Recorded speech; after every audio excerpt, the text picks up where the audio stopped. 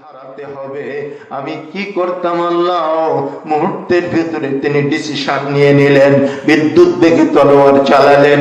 নিজের পিতার তরবারি নবীজির মাথার উপরে পড়ার আগে আবু ওবাইদার তলোয়ারের আঘাতে নিজের পিতার মস্তক তার দ্বিখণ্ডিত হয়ে জমিনে পড়ে গেল। এইভাবে চোখ বন্ধ করে দেখতে পাচ্ছেন না দৃশ্য, খণ্ডিত শির এভাবে জমিনের উপরে ছটফট করতেছে, কি যেন বলতে যাচ্ছে তা বলতে পারছে না। গলা কাটা মানুষ কি কথা বলতে পারে? কথার আওয়াজ হয় না, কিন্তু চেয়ে চেয়ে কি যেন বলতে চাচ্ছে আবু উবাইদা। হযরত আবু উবাইদা এই দৃশ্য দেখতে পারলেন না, চোখ বন্ধ করে ময়দানের এক প্রান্তে গিয়ে কাঁদতেছেন, আল্লাহ, আমার মতো হতভাগ্য সন্তান এই পৃথিবীর মাটিতে হয়তো আর নেই। নিজের হাতে নিজের পিতাকে হত্যা করলাম, নিজের হাতে নিজেকে ইয়তীম বানিয়ে দিলাম আল্লাহ, কিন্তু এই ছাড়া আমার আর যে কোনো উপায় ছিল না। আল্লাহ, তোমার নবীকে যে বড্ড ভালোবাসি, জীবনের সবচাইতে বেশি ভালোবাসা, বেশি মহাব্বত যে আমি রাসূলকে দিয়েছি আল্লাহ, আমার সামনে আমার রাসূলের খণ্ডিত শির যে আমি দেখতে পারতাম না, তাই তো এই কাজ ছাড়া আমার আর কোনো গতিপথ ছিল না। এভাবে বুক চাপড়িয়ে চাপড়িয়ে কাঁদতেছেন। ময়দানের এক প্রান্তে যুদ্ধের জয় পরাজয়ের ফয়সালা হয়ে গেল।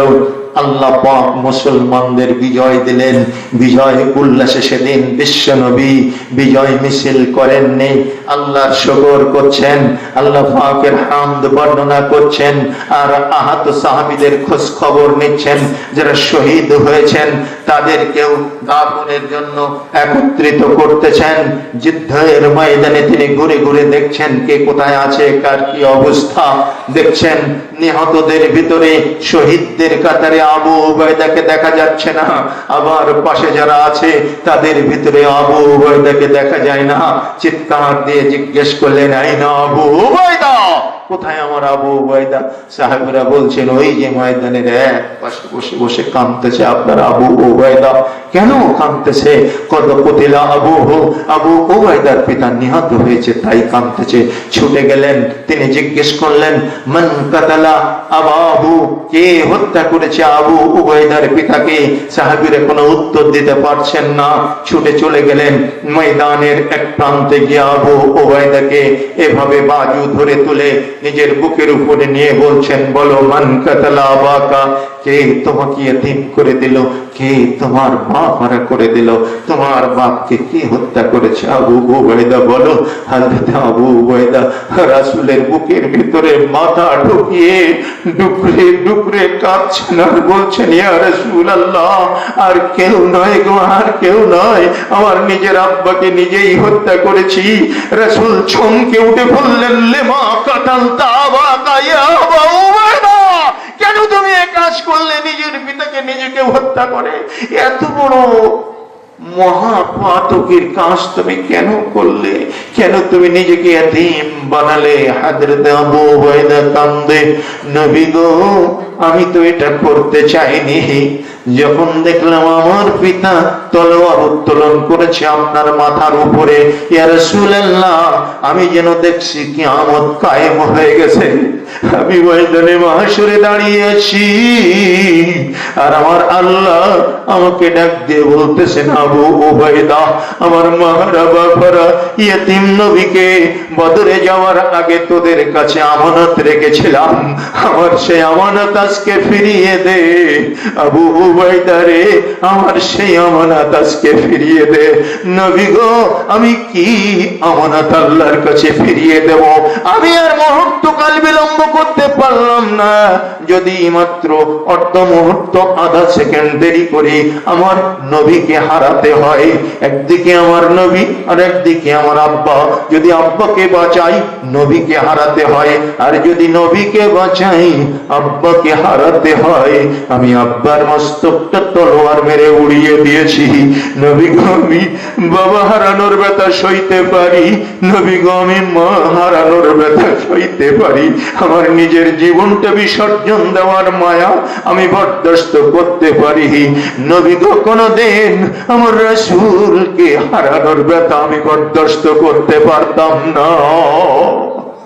বিশ্বনবী আবু উবাইদা বুকের উপরে জড়িয়ে ধরে উঁচু করে ডাক দিলেন, ও সাহাবায়ে কেরাম শোনো, অনাগত ভবিষ্যতের উম্মতে মুহাম্মাদি শোনো, তোমরা আমার উম্মতের ভিতর থেকে আবু বকরকে সিদ্দিক হিসাবে দেখেছো, ওমরকে ফারুক হিসাবে দেখেছো, ওসমানকে গনি হিসাবে দেখেছো, আলীকে আসাদুল্লাহ আল গালিব, আল্লাহর বিজয়ী বাঘ হিসাবে তোমরা দেখেছো।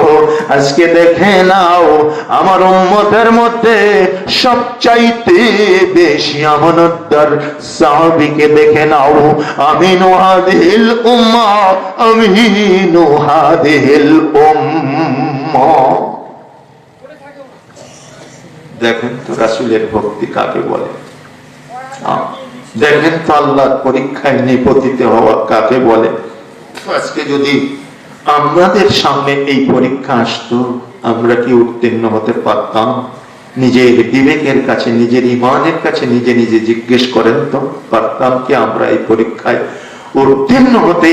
আল্লাহ পাক ডাক দিয়ে বলছেন, আম হাসিবতুম আন তাদখুলুল জান্নাহ, সূরা বাকারা 214 নম্বর আয়াতে আল্লাহ ডাক দিয়ে বলছেন, হে তোমরা কি মনে করে নিয়েছো এমনিতেই জান্নাতে যাবে পরীক্ষা ছাড়া? একজন মেয়ে মানুষের পরীক্ষার কথা শোনালাম, আর একজন পুরুষ মানুষের পরীক্ষার কথা সামনে আসলো। এবার কাদের পালা? তাহলে একটা মেয়ে একটা পুরুষ, তাহলে এবার কারা পাবে পালা? না, মহিলা শোনালাম প্রথমে, 2 নম্বরে পুরুষ। তাহলে আবার মহিলাদের দিকে কোটা চলে গেল না? শোনাবো একজন মহিলার কথা। আমার মা বোনেরা কি আছে পাশে? আছে। অনেক সাহাবীর জন্য জান্নাতের খোঁজ খবর নেমে এসেছে, তার মধ্যে এই 10 জন হচ্ছে প্রধান।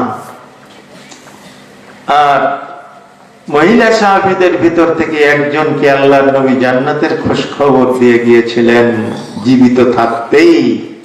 তিনি হচ্ছেন রাসূলের ফুফি। তার নামটা কি বলতে পারবেন? হ্যাঁ, হযরতে উম্মে সুলাইম বিনতে মিলহান। বলেন, হযরতে উম্মে সুলাইম বিনতে মিলহান রাসূলের ফুফি ছিলেন। আল্লাহ রাসূল তাকে জান্নাতের ভিতরে পায়চারি করতে দেখেছিলেন। সবুজ শ্যামল রেশমি কোমল ঝলমলে পোশাক পরে হযরতে উম্মে সুলাইম জান্নাতের ভিতরে পায়চারি করে বেড়াচ্ছে। ওই যে বলছিলাম, যারা এখানে এসেছে ফেরেশতা মণ্ডলী তাদের মাথার উপর দিয়ে পাখা বিছিয়ে দিয়েছে। আল্লাহ জিজ্ঞেস করছেন, ওরা কি করছে? ওরা তাজবিহ তাহলিল করছে। ওরা কি আমাকে দেখেছে? আল্লাহ জিজ্ঞেস করছেন, হাল রাআউনি? ক্বালা ফায়াকুলুনা লা ওয়াল্লাহি ইয়া রাব্বি মা রাআউকা। ফেরেশতারা বলছে, আল্লাহ তোমার ওই বান্দা বান্দীরা তোমাকে কোনোদিন দেখে নাই। যারা জিকিরের মজলিসে বসে আছে কোনোদিন ওরা তোমাকে দেখেনি। আচ্ছা, কাইফা লাউ রাআউনি? আমার ওই বান্দা বান্দীরা যদি আমাকে দেখতো তাহলে কি করত? ফেরেশতারা বলছে, লাউ আন্নাহুম রাআউকা কানু আশাদ্দা লাকা ইবাদাতান ওয়া আশাদ্দা লাকা তামজিদান ওয়া আকসারা লাকা তাসবিহা। আল্লাহ ওরা যদি আপনাকে কোনোদিন দেখতে পেত, বেশি বেশি ইবাদত বندگی করত, বেশি বেশি তাসবিহ তাহলিল করত, বেশি বেশি জিকির আজকার করত, আল্লাহ আপনার আনুগত্য করেই জীবন কাটিয়ে দিত। তখন আল্লাহ সুবহানাহু ওয়া তাআলা জিজ্ঞেস করছেন ফেরেশতাদের কাছে, মাযা ইয়াসআলুন? ও ফেরেশতারা, আমার এই বান্দা বান্দীরা কি চাচ্ছে? ক্বালা ফায়াকুলুনা ইয়াসআলুনাকাল জান্নাহ। ফেরেশতা মণ্ডলী উত্তর দিচ্ছে, আল্লাহ ওরা তোমার কাছে শুধু জান্নাত চায়, আর কিছুই চায় না। ক্বালা ফায়াকুলু হাল রাআউহা? ও ফেরেশতা মণ্ডলী, ওরা কি কোনোদিন জান্নাতটা দেখেছে? ক্বালা ফায়াকুলুনা লা ওয়াল্লাহি ইয়া রাব্বি মা রাআউহা। ফেরেশতারা বলছে, আল্লাহ না, ওরা কোনোদিন জান্নাতটা দেখে নাই। আল্লাহ বলছেন, কাইফা লাউ রাআউহা? ওরা যদি কোনোদিন জান্নাত দেখতো কেমন হতো? ক্বালা ফায়াকুলুনা লাউ আন্নাহুম রাআউহা কানু আশাদ্দা লাহা তালবান ওয়া আজামা ফীহি রুহবাতান। আল্লাহ ওরা যদি কোনোদিন জান্নাত দেখতে পেত, ওই জান্নাত পাওয়ার জন্য পাগল পারা ধরা হয়ে যেত, জান্নাতের নেশায় মত্ত হয়ে যেত, জান্নাতের প্রতি এত অনুরাগী হয়ে পড়তো, আল্লাহ ওরা জান্নাতে যাওয়ার কাজ ছাড়া আর কোনো কাজেই অংশগ্রহণ করতো না। দেখেন, জান্নাত পাওয়ার জন্য হযরতে কি বললাম, কার নাম বললাম, উম্মে সুলাইম বিনতে মিলহান কি করেছিলেন? আবু সুলাইম খুব অভাবের সংসার, ফজরের সালাতে নবীজির দরবারে চলে গেছেন। ফজরের সালাতের সময় সালাত শেষ হয়ে গেছে। وعن الإرباض بن الساري رضي الله تعالى عنه قال صلى بنا رسول الله صلى الله عليه وسلم ذات يوم ثم أقبل علينا بوجهه فوعدنا موعظة بليغة ذرفت منها العيون ووجلت منها القلوب فقال رجل يا رسول الله كأن هذه موعظة مودع فأوصنا فقال أوصيكم بتقوى الله والسمع والطاعة وإن كان عبدا حبشيا فإنه من يعش منكم بعدي فسيرى اختلافا كثيرا فعليكم بسنتي وسنة الخلفاء الراشدين المهديين تمسكوا بها وعضوا عليه بالنواجذ। লম্বা হাদিস। ইরবাদ বিন সারিয়া বর্ণনা করছেন, নবীজি একদিন ফজরের সালাত আদায় করে আমাদের দিকে মুখ ঘুরিয়ে বসলেন। ফাওয়া'জানা মাউ'ইজাতান বালিগা, তিনি একটা ওয়াজ করলেন, একটা বক্তব্য দিলেন, নাতি দীর্ঘ বক্তব্য, গুরুত্বপূর্ণ বক্তব্য, অত্যন্ত হৃদয়গ্রাহী বক্তব্য। জারাফাত মিনহাল উয়ুন, রাসূলের বক্তব্য শুনে আমাদের চোখ দিয়ে দরদর করে পানি ঝরে পড়তে লাগলো। ওয়া ওয়াজিলাত মিনহাল কুলুব, আর নবীজির বক্তব্য শুনে আমাদের অন্তরগুলো থরথর করে কাঁপতে লাগলো। আবু সুলাইমও সে কাতারে আছেন, রাসূলের দরবারে ফজরের সালাত আদায় করেছে।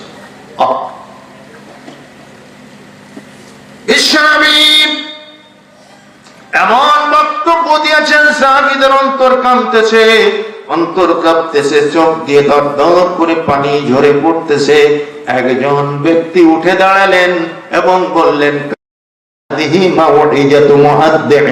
হে নবী, মনে হচ্ছে এটা আপনার বিদায়কালীন বক্তব্য, ফাউসিনা, আমাদের জন্য কিছু ওসিয়ত করে যান। হাদিস থেকে কি বোঝা যায়? বিশ্বনবী সালাম ফেরানোর পরে মুসল্লিদের দিকে তাকিয়ে ওয়াজ করেছিলেন, বক্তব্য দিয়েছিলেন। আর আপনারা কি করেন? কি চান আপনারা? মোনাজাত চান, হুজুর মোনাজাত করে দেন, তাড়াতাড়ি চলে যাব, এরকম আবেদন আসে না? আসে।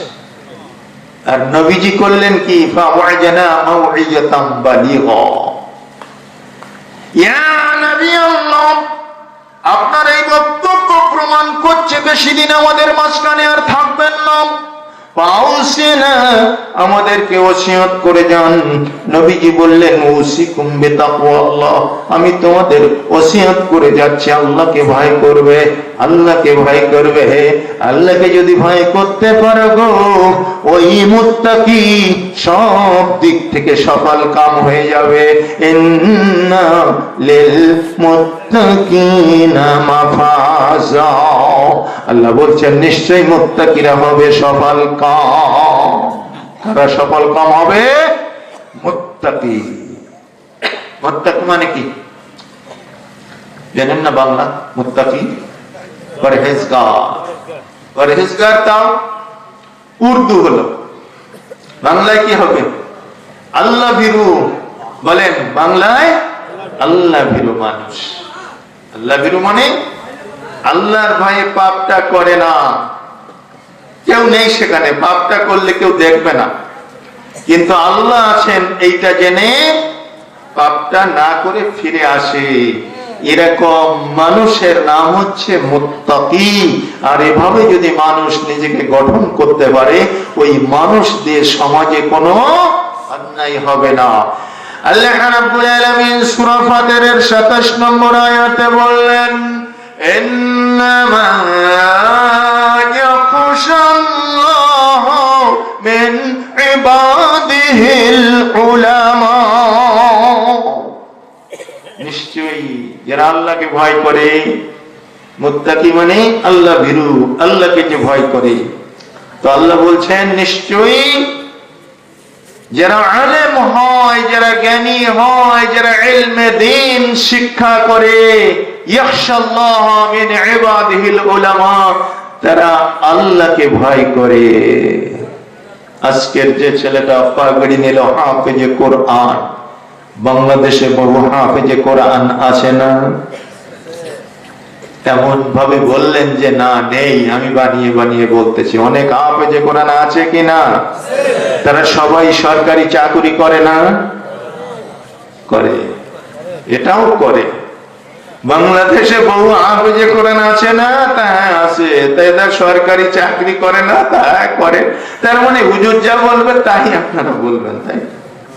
কোন হাফেজে কোরআন সরকারি চাকরি করে? হেফজ কমপ্লিট করলে সরকারি চাকরি হয়? তাদের সংসারে অভাব না সচ্ছলতা? অভাব অনটন আছে। কিন্তু আপনারা কোনদিন দেখেছেন কোন হাফেজ চুরি করে ধরা পড়েছে? বলেন, কথা বলেন, দেখেছেন? কোন হাফেজ ছিনতাই করে ধরা পড়েছে দেখেছেন? দেখেন, দেখবেন না ইনশাআল্লাহ কোনদিন। ইন্নামা ইয়াখশাল্লাহ মিন ইবাদিহিল উলামা, এটা আল্লাহ চ্যালেঞ্জ কোরআনুল কারীমে, চ্যালেঞ্জিং ভয়েস ফ্রম অলমাইটি আল্লাহ। ইলমে দ্বীনের বরকত এটা, তাদের সংসার চলছে। দেখবেন কোন হাফেজ ময়লা জামা গায়ে দিয়ে ইমামতি করে না, কোন হাফেজে কোরআন ময়লা জামা গায়ে দিয়ে সমাজে করে না। দেখবেন তার জামাটা ইস্ত্রি করা সুন্দর, ঝকঝকা ফকফকা, কম দামের কাপড় হোক আর বেশি দামের কাপড় হোক, আল্লাহ তাকে আদর মাখিয়ে সুবাস মাখিয়ে তার গা দিয়ে গন্ধ ছুটছে, সুবাস ছুটছে, এমন ভাবে তাকে চালিয়ে নিচ্ছেন। কথা ঠিক কিনা? এই জন্য ইলমে দ্বীন ছাড়া বাঁচার কোনো উপায় নাই। আপনার ছেলে মেয়েকে যে পথেই আপনি শিক্ষিত করুন না কেন, প্রাথমিক শিক্ষার ভিত যদি ইলমে দ্বীনের উপরে না হয়, আপনার ওই ছেলের জীবন বৃথা, ওই মেয়ের জীবন বৃথা। শুধু মনে করবেন না মাদ্রাসাতে এক গাদা টাকা দিয়েই মুক্তি পাওয়া যাবে। সন্তানদেরকে দিতে হবে মাদ্রাসা। প্রাথমিক শিক্ষার ভিত ইলমে দ্বীনের উপরে হতেই হবে, তা না হলে মুক্তি নাই। কিয়ামতের মাঠে ওরা যদি ব্যর্থ হয়, আল্লাহর দরবারে আপনাকে ডেকে নেবে, চিৎপটাং করে ফেলে দেবে ময়দানে মাহশরে, পায়ের উপর দিয়ে পড়াতে পড়াতে চলে যাবে জাহান্নামে। আর বলবে এরাই আমাদের লিয়াকুনা মিনাল আসফালিন, এরাই আমাদের অভিভাবক ছিল, গাইড ছিল, এরা আমাদেরকে বিপথে পরিচালনা করেছিল, তাই আমরা আজকে জাহান্নামে হয়েছি। সুতরাং সব অভিভাবক সাবধান। নবীজির বক্তব্য শুনে সাহাবীরা পাগল পারা হয়ে গেছেন। হযরত আবু সুলাইম নবীর দরবার থেকে বাড়িতে ফিরে যাওয়ার কথা ছিল, বাড়িতে ফিরে যেতে পারেন নাই। নবীর সাথে এটা করে ওটা করে নবীজি যেখানে যায় ছায়ার মতো অনুসরণ করে। নবীজির সংস্পর্শ থেকে আবু সুলাইম নিজেকে আর মোটেই ডিটাচ করতে পারছেন না, পৃথক করতে পারছেন না। বাড়িতে খাবারের কোনো বন্দোবস্ত ছিল না। ছেলে মেয়েগুলো আলু লতার মতো না খেয়ে না খেয়ে, যখন বেলা গড়তেছে, দুপুর হতেছে, না খাওয়া ছেলে মেয়েরা চিৎকার দিয়ে কাঁদতেছে। হযরত উম্মে সুলাইম তাদের সান্ত্বনা দিচ্ছেন, একটু সবুর কর, মনে হয় তোদের আব্বা ওই দিক থেকে কাজে বেরিয়ে গেছে, কিছু রোজগার করে নিয়ে আসবে, একটু সবুর কর, তোদের মুখে খাবার তুলে দেব। এভাবে সান্ত্বনা দিচ্ছেন, কিন্তু বৃথা হয়ে গেল। জোহরের সালাত শেষ করে সাহাবীরা অনেকেই বাড়ির ধার দিয়ে আপন গন্তব্যে চলে যাচ্ছেন। উম্মে সুলাইম নিজের স্বামীর কোনো সন্ধান পেলেন না। এভাবে করে আসর গড়িয়ে গেল, তখনও নিজের স্বামীর কোনো সন্ধান হলো না। বাচ্চাগুলো উপোস করে আছে, আর কাঁদতে পারে না, কান্নার শক্তি হারায় ফেলতেছে। মাগরিবের আজান হয়ে গেল মসজিদ নববীতে। সাহাবীরা মাগরিবের সালাত শেষ করে আপন আপন বাড়ির দিকে যায়। উম্মে সুলাইম মনে করলেন এবার আমার স্বামী হয়তো আসবে, কিন্তু দেখা গেল না, এখনো পর্যন্ত তার স্বামী আসলেন না। এভাবে করে ইন্তজার করতেছে, নিজেও আর চলতে পারছেন না, বাচ্চাগুলা কান্নার শক্তি হারিয়ে ফেলেছে, বিছানায় লেপ্টে গেছে, মনে হয় যেন প্রাণবায়ুটা বের হয়ে যাওয়ার শুধুমাত্র অবকাশ, আর কোন শক্তি তাদের গায়ে আর নাই। উপোস করতে করতে না খাওয়া সন্তানরা কান্নার শেষ শক্তিটুকু হারিয়ে ফেলেছে। এভাবে একটা বিধ্বস্ত অবস্থা যখন তার পরিবারে বিরাজ করতেছে, ঈশার সালাতের আজান হয়ে গেল মসজিদ নববীতে। সাহাবীরা ঈশার জামাতে শরীক হলেন, ঈশার সালাত শেষ করে যার যার বাড়ির দিকে যাচ্ছেন, তাদের পদশব্দ শোনা যাচ্ছে। এখনো পর্যন্ত উম্মে সুলাইমের স্বামী বাড়িতে ফিরলেন না। উম্মে সুলাইম চোখের পানি ফেলে কাঁদে আর বলে, আল্লাহ, বুঝতে পারছি না, স্বামী তো সবই জানেন বাড়ির বিষয়, কেন তিনি ফিরছেন না, কোথায় আছেন, কেমন আছেন, আল্লাহ তুমি তাকে হেফাজত করো। এইভাবে দোয়া করতেছেন আল্লাহর কাছে।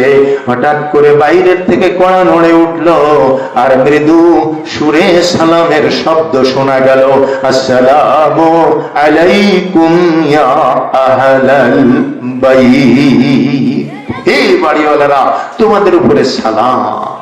স্বামীর কণ্ঠ উম্মে সুলাইম শুনতে পেয়েছে, সাথে সাথে উত্তর দিচ্ছেন, ওয়া আলাইকুমুস সালাম ওয়া রাহমাতুল্লাহি ওয়া বারাকাতুহু। দরজা খুলে দিয়েছেন হযরত উম্মে সুলাইম।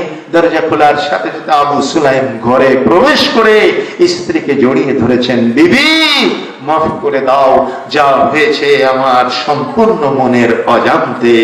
আজকে এই দৃশ্য দেখে আমি বুঝতে পারছি বাচ্চাদের অবস্থা তোমার অবস্থা।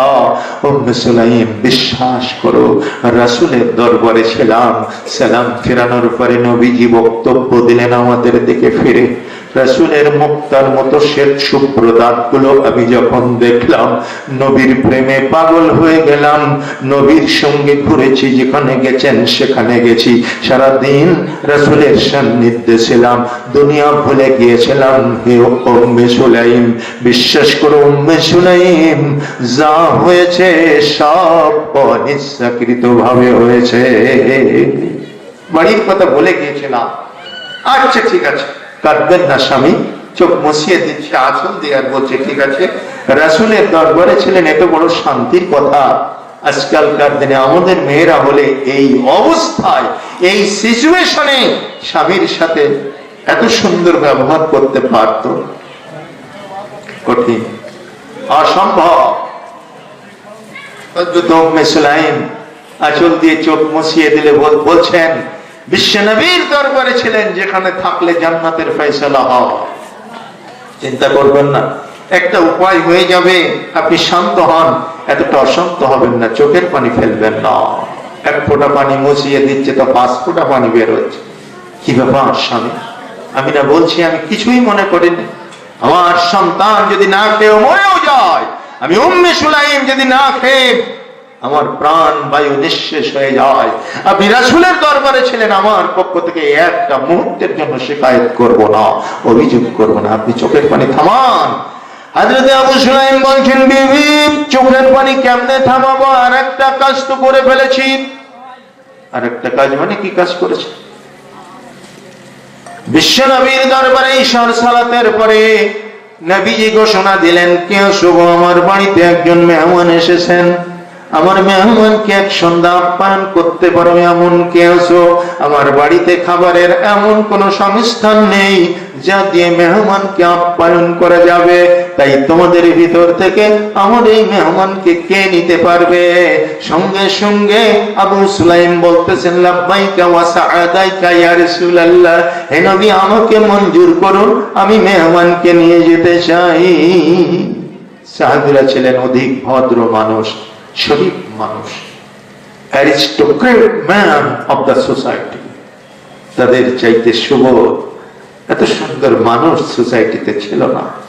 যেহেতু আবু সুলাইম আগে বলেছেন, তাই আর সক্ষম সাহাবী অনেকেই ছিলেন, কেউ কথা বলছেন না। বাজারে গেছেন, স্থানীয় বাজার, কি বাজার বসে, খোলাহাটির বাজারে গেছেন, দেখতে পেলেন একটা বড় শোল মাছ নিয়ে এসেছে, 1 কেজি ওজন। 1 কেজি ওজন। এত বড় শৈল এখন পাওয়া যায় না। আপনাদের এদিকে শোল মাছ বলে তো নাকি? হ্যাঁ, আপনি বললেন বাবা শোল মাছটা কত? বলছে আপনি যদি নেন 700 টাকা দিতে হবে। 700 টাকা। বলছে বাবা বড় শৈল আজকাল পাওয়া যায় না ঠিকই, কিন্তু 700 টাকা হয় না। তুই 500 টাকা নে, শোল মাছটা আমাকে দে। মুরব্বী মানুষ, আপনি আর্গুমেন্ট করতেছেন। পাশের থেকে একজন ডলার ভাঙায় আর বাজার করে ছেলে টাকা পাঠায় আমেরিকা থেকে, অগ্নি থলেটা মেলে দিয়ে বলল, এই দে, তুলে দে, 700 টাকাই দেব, দে, তুলে দে। বলেন তো এই শোল মাছটা হারাম হবে না হালাল হবে? হারাম হবে কেন?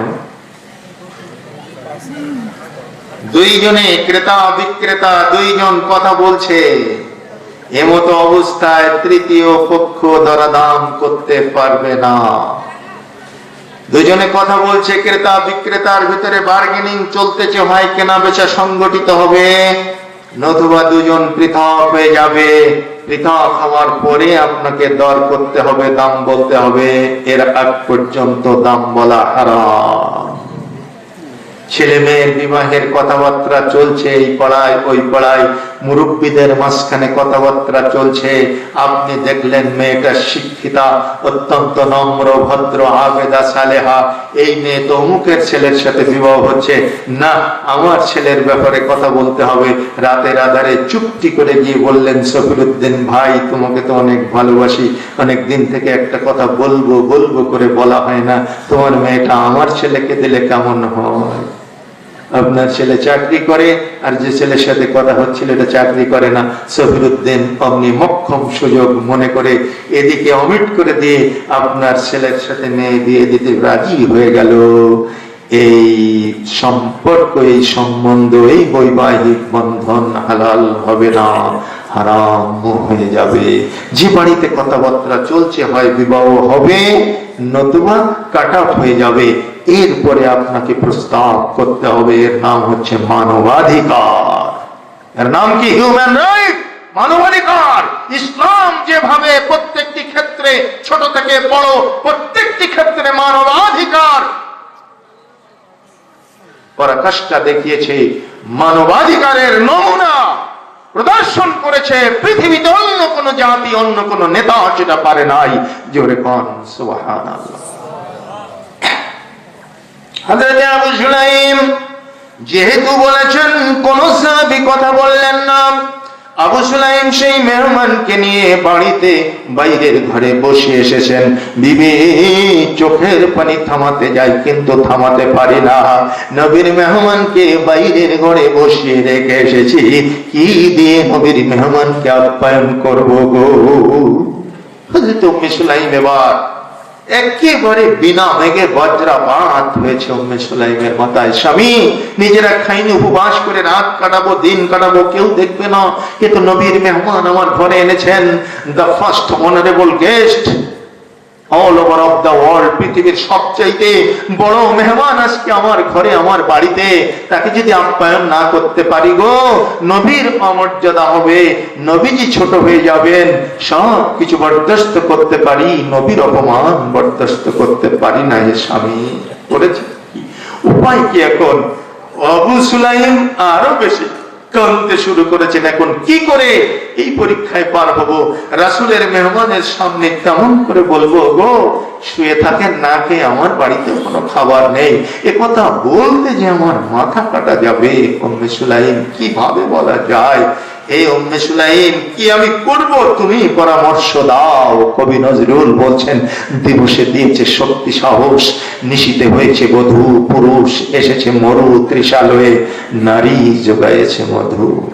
এই সেই নারী, সতী সাধ্বী পতিপ্রাণা রমণী যার গৃহে আছে। বিশ্ব নবী বলছেন, আরবাউন মিনাস সাআদাত, চারটি বস্তু হচ্ছে সৌভাগ্যের প্রতীক। আল মাসকানুল ওয়াসি, প্রশস্ত বসত বাড়ি, এটা একটা সৌভাগ্যের প্রতীক। আল মারকাবুল হানি, একটা সুন্দর যানবাহন, ত্রুটি মুক্ত যানবাহন, এটা সৌভাগ্যের প্রতীক। আর 3 নম্বর হচ্ছে আল জারুস সালেহ, উত্তম প্রতিবেশী, এটাও সৌভাগ্যের একটা নমুনা। 4 নম্বর হচ্ছে আল মারআতুস সালিহা, নেকবক্ত স্ত্রী আল্লাহ যাকে দিয়েছেন এটা সৌভাগ্যের প্রতীক। জোরে বলুন সুবহানাল্লাহ। নেকবক্ত স্ত্রী কাকে বলে একবার দেখুন। আমার বোনেরা একটু স্মরণ করুন সেই প্রাতঃস্মরণীয় মহিয়সী জান্নাতি রমণী হযরতে উম্মে সুলাইম বিনতে মিলহানের জীবনী আপনাদের জন্য রেখে যাচ্ছি। যদি জীবনের আদর্শ এভাবে গঠন করতে পারেন, কায়েম করতে পারেন, সুখে দুঃখে যদি স্বামীকে আগলে রাখতে পারেন, স্বামীর অভাবী সংসারে যদি আপনি ধৈর্য ধারণ করে স্বামীকে তুষ্ট করতে পারেন, বাচ্চাদেরকে লালন পালন করে প্রকৃত মানুষ গড়ে যেতে পারেন, আপনি উম্মে সুলাইমের সাথে জান্নাতে যাবেন ইনশাআল্লাহ। স্বামী চিন্তা করবেন না, বাইরে শিগগির চলে যান। আল্লাহর নবীর মেহমান একাকী আছেন, তিনি বোরিং ফিল করতেছেন, একাকিত্ব ফিল করতেছেন, শিগগির চলে যান, আর বিলম্ব করবেন না। এটা কোনো ভদ্রতা হয় না। মেহমান একা থাকবে, এটা কোনো ভদ্রতা না। আপনি এখনই যান, মেহমানকে সঙ্গ দেন, গল্প গুজব করেন, কথাবার্তা বলেন, আমি দেখি কিছু একটা করতে পারি কিনা। এই কিছু একটা করতে পারি কিনা যেই বলেছে, আবু সুলাইমের পায়ে এবার একটু শক্তি ফিরেছে। অমনি ছুটে চলে গেছেন মেহমানের কাছে, গিয়ে কথাবার্তা বলছেন, দুজনে গল্প গুজব করছেন। কিন্তু রাত বেশি হয়ে যাচ্ছে, রাত বেশি হয়ে যাচ্ছে। এই আপনারা যেমন আজকে অধিক রাত করেছেন এই জলসায়, উম্মে সুলাইম অধিক রাত করে ফেলতেছে। আবু সুলাইম তো মনে মনে ভাবছে কি না কি হলো, বললো কি আর করলো কি। হঠাৎ বাইরে কড়া নাড়া দিল। হযরত আবু সুলাইম ছুটে আসলো, এসে দেখতে পাচ্ছে উম্মে সুলাইমের এক হাতে এরকম এক পেয়ালা খেজুর আর এক হাতে পানির মশক। স্বামী, এটাই গৃহের শেষ সম্বল, এটাই ছিল, আর কিচ্ছু নেই। একটা একটা করে সঞ্চয় করেছিলাম গোপন জায়গাতে, মনে করেছিলাম আপনি যখন সালাত শেষে বাড়িতে আসবেন, কাজে বের হওয়ার আগে আপনাকে খাওয়িয়ে দেব, কিন্তু আপনি আসলেন না, তাই খাওয়ানো হয়নি। এটা শেষ সম্বল, নবীজির মেহমানকে নিয়ে খাওয়ান, এছাড়া আর কোনো সম্বল ঘরে নেই, রাখো। এটা যদি আমার ঘরেই ছিল তাহলে বলো নবীর মেহমানকে এত দীর্ঘ রাত পর্যন্ত কেন অভুক্ত রেখেছ, কৈফিয়ত দাও। হিতে বিপরীত হয়ে গেছে। এখন উম্মে সুলাইমকেই দোষারোপ করতেছে আবু সুলাইম। খাবার যদি ঘরেই ছিল তাহলে কেন ট্যাক্সি ব্রেক করেছো? মেহমানকে খাওয়ার তো একটা সময় আছে, সেই সময়ে কেন খাবার দাও? হযরত উম্মে সুলাইম বলছেন, স্বামী সব কথা বলবো খুলে, আগে মেহমানকে আপ্যায়ন করে আসুন, রাত্রি দীর্ঘ হয়েছে। হযরত আবু সুলাইম বলছেন, না না, হবে না, আগে বলো কেন তুমি দেরি করেছো। যদি দেরি করে থাকো বিবি, আমি তোমাকে নির্ঘাত শাস্তির ব্যবস্থা করব, তোমাকে আমি ছেড়ে দেব না। কারণ আল্লাহর নবীজির মেহমানকে কেন তুমি অহেতুক কষ্ট দিয়েছো? হযরত উম্মে সুলাইম বলতে পারছেন না মুখ থেকে সে কথা, চোখের পানিতে বুক ভেসে যাচ্ছে, আঁচল দিয়ে মুখটা তিনি ঢেকে ফেললেন।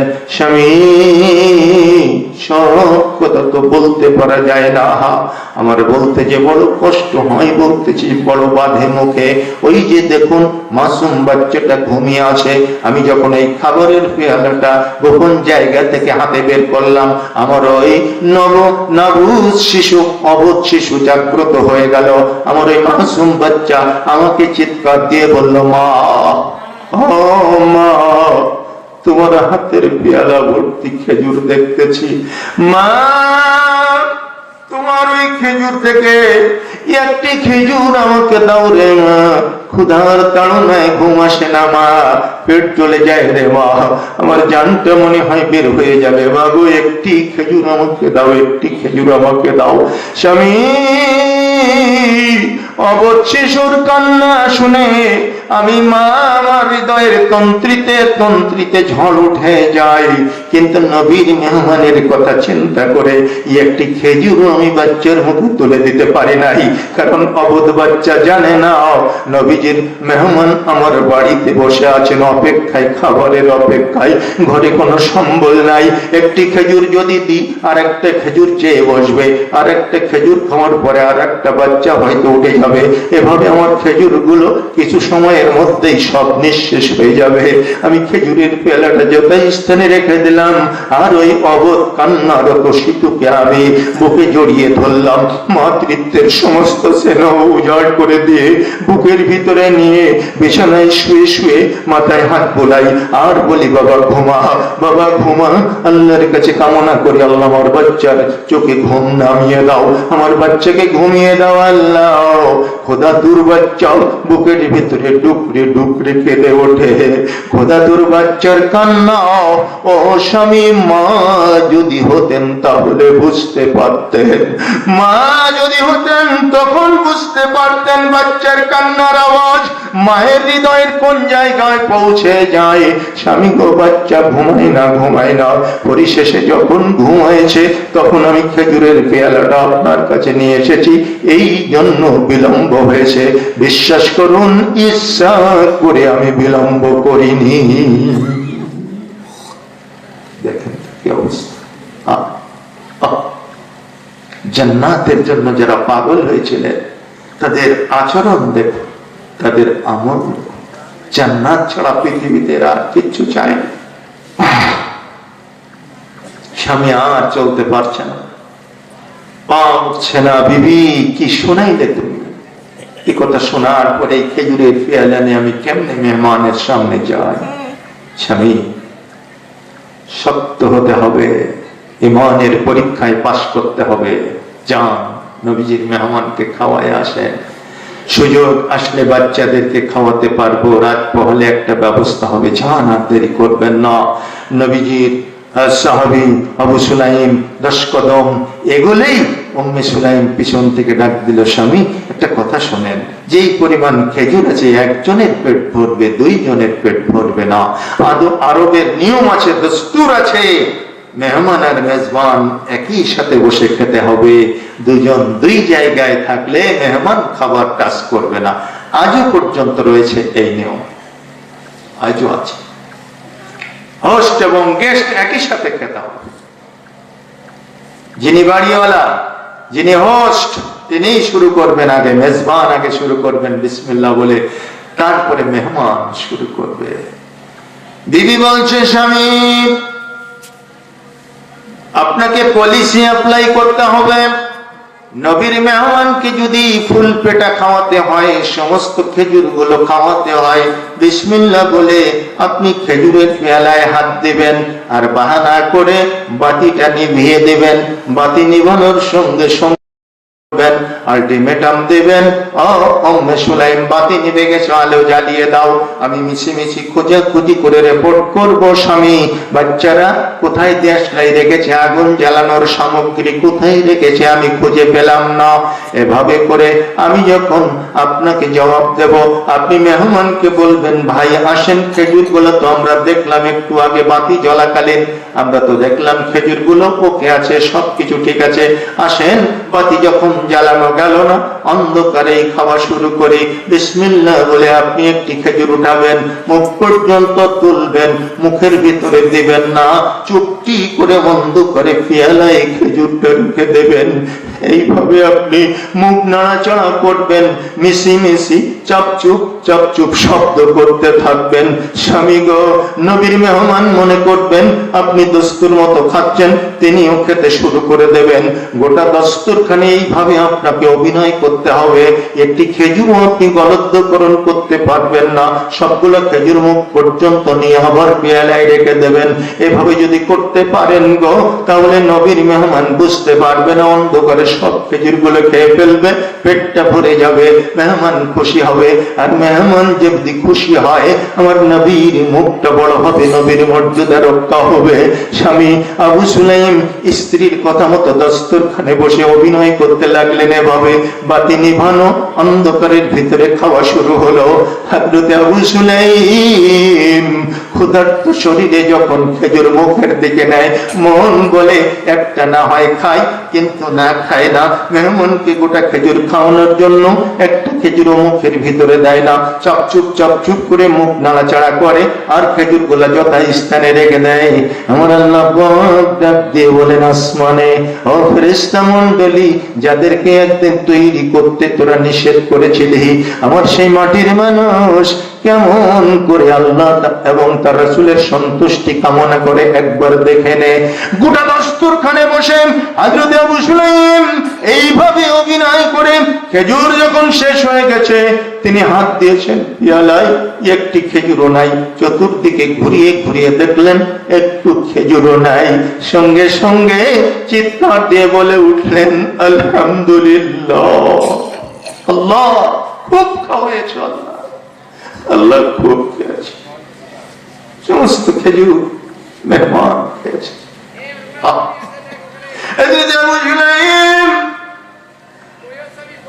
যখন খাওয়া শেষ হল, মেহমানকে বিছানায় দিয়ে ঘরের ভিতরে প্রবেশ করলেন, দেখলেন পাগলি উম্মে সুলাইম ঘুমায় নাই, বিছানায় পিঠ দেয় নাই, জায়নামাজের বাটিতে দাঁড়াইয়া অঝোর নয়নে চোখের পানি ফেলাচ্ছে আর কাঁদতেছে। সিজদায় গিয়ে বলতেছেন আল্লাহুম্মা আল্লাহুম্মা ইন্নী আরজু ইলাইকাল জান্নাতাল ফিরদাউস, আল্লাহুম্মা ইন্নী আসআলুকাল জান্নাতাল ফিরদাউস। আল্লাহ, তোর পাগলি উম্মে সুলাইম তোর কাছে খাদ্য সামগ্রী চায় না, তোর কাছে ধন সম্পত্তি চায় না, টাকা পয়সা চায় না, আল্লাহ তোর পাগলি উম্মে সুলাইম তোর কাছে জান্নাতুল ফিরদাউস। নবীজি শুয়ে আছেন, বিছানায় শুয়ে আছেন, ফজরের সময় হয়ে গেছে। হযরত বিলাল আযান দিয়েছেন, আসসালাতু খায়রুম মিনান নাওম। নবীজি উঠে পড়েছেন। স্বপ্নের ভিতরে তিনি ছিলেন, স্বপ্ন দেখতেছিলেন। হযরত উম্মে সুলাইম জান্নাতের ভিতরে রেশমি কমল ঝলমলে পোশাক পরে এই দরজা দিয়ে ঢোকে আর ওই দরজা দিয়ে বের হয়, জান্নাতের বাগানে পাইচারি করে করে বেড়ায়। আল্লাহর নবী ঘুম ভাঙার সঙ্গে সঙ্গে দেখলেন জান্নাতি সুবাসে চতুর্দিক বিমোহিত হয়ে উঠেছে। নবীজি উঠলেন, মসজিদে নববীতে গেলেন, সালাত আদায় করলেন। সালাত শেষ করে সোজা উম্মে সুলাইমের বাড়িতে গেলেন। আসসালামু আলাইকুম ইয়া আহলাল বাইত, বাড়িওয়ালা রে, তোমাদের উপরে সালাম বর্ষিত হোক। উম্মে সুলাইম হন্তদন্ত হয়ে ছুটে এসেছেন। ও নবী, বিশ্ব নবী, এই মেয়েটার কথা হঠাৎ মনে পড়লো বুঝি? কতদিন হলো কোনো খোঁজ খবর নেননি, হঠাৎ করে পাগলি মেয়েটার কথা কেন মনে পড়লো? কি জন্য এসেছেন বলুন, কি দিয়ে আপনাকে আপ্যায়ন করব? আমি যে বড় অসহায় রমণী, নবী গো, কোথায় আপনাকে বসতে দেব? কি দিয়ে আপনাকে আপ্যায়ন করব? নবীজি বললেন, ফুফি, কোনো আপ্যায়ন কবুল করার জন্য আমি আসিনি, কোনো আপ্যায়ন লাগবে না, কোনো শুশ্রূষা লাগবে না, কোনো রকমের কিছুই লাগবে না, শুধু একটি প্রশ্নের উত্তর জানার জন্য এসেছি। ফুফি গো, কি আমল তুমি করেছো যেই কারণে জান্নাতের ভিতরে তোমাকে পায়চারি করতে দেখলাম? আমরা নবী সম্প্রদায় যেই স্বপ্ন দেখি সেটা হলো আল্লাহর ওহী। আল্লাহ ওহীর দ্বারা জানিয়ে দিয়েছেন, ফুফি তুমি জান্নাতি, জান্নাতের সবগুলো দরজা তোমার জন্য উন্মুক্ত করে দিয়েছেন আল্লাহ। ফুফিরে, তুমি কি আমল করেছো যে আমলের কারণে আল্লাহ তোমাকে জান্নাতি ঘোষণা করেছে?